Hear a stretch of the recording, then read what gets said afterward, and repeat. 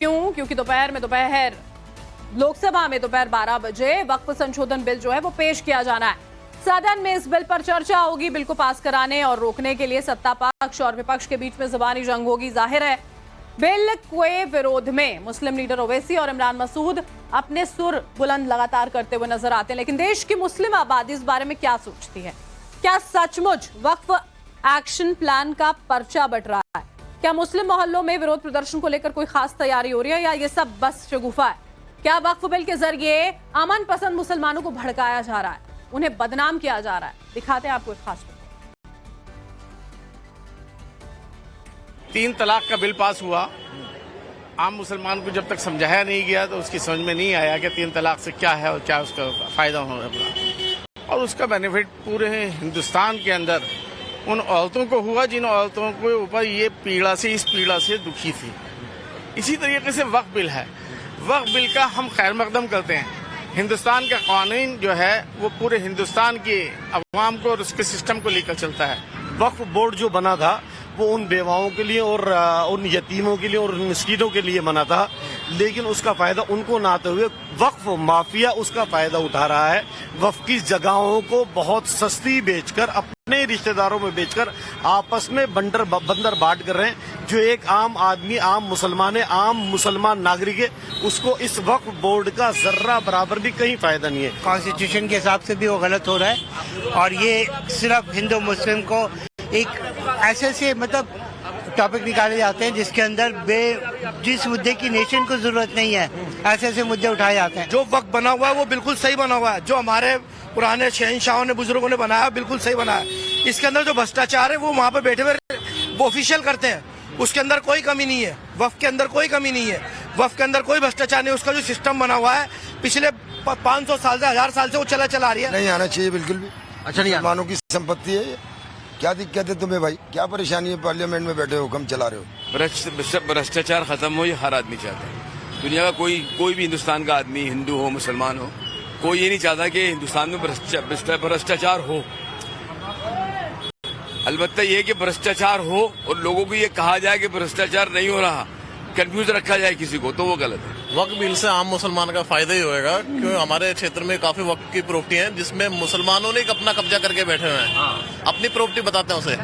माननीय प्रधानमंत्री जी के माध्यम से वो जगह वक्फ बिल में मुसलमानों के काम आएगी। जो सरकार ला रही है वो सही नहीं है, उस पर कार्रवाई करने की जरूरत है। आपको लगता है कि उसमें भ्रष्टाचार हो रहा है तो उसको खत्म करो ना, सरकार आपकी है। सरकार जो है ना वक्फ प्रॉपर्टी पे कब्जा करना चाह रही है इसकी आड़ के अंदर, और कुछ नहीं है।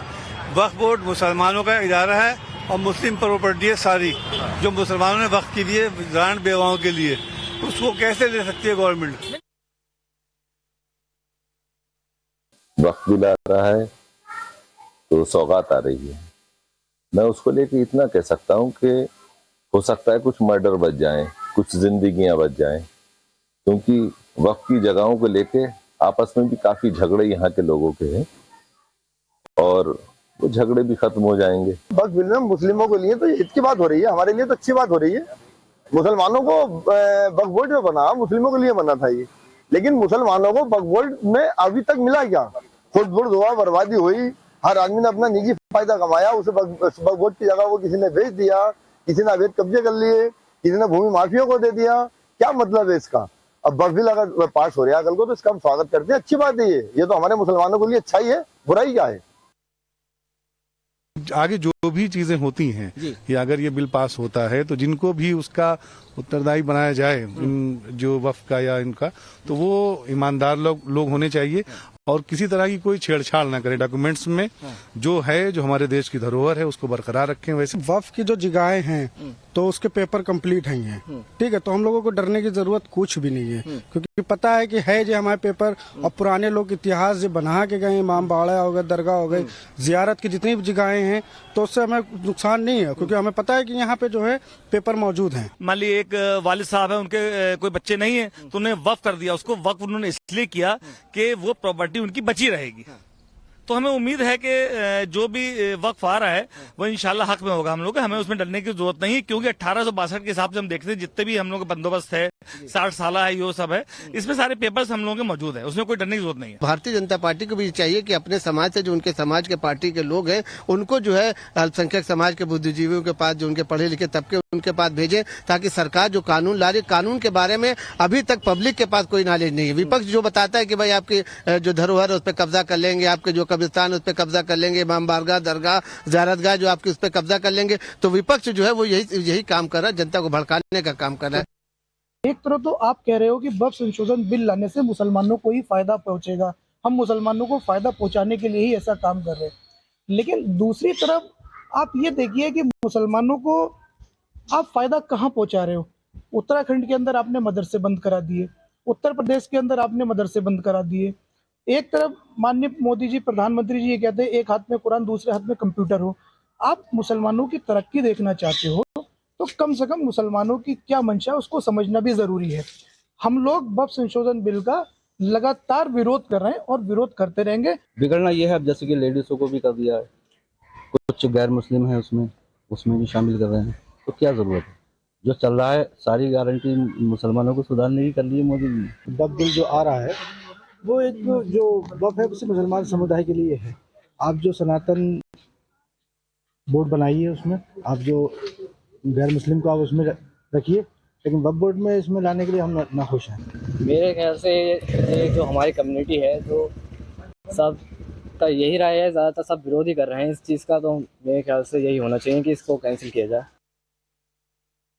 अगर शाहीन बाग नहीं होता तो आज सूरत हाल कुछ और होती।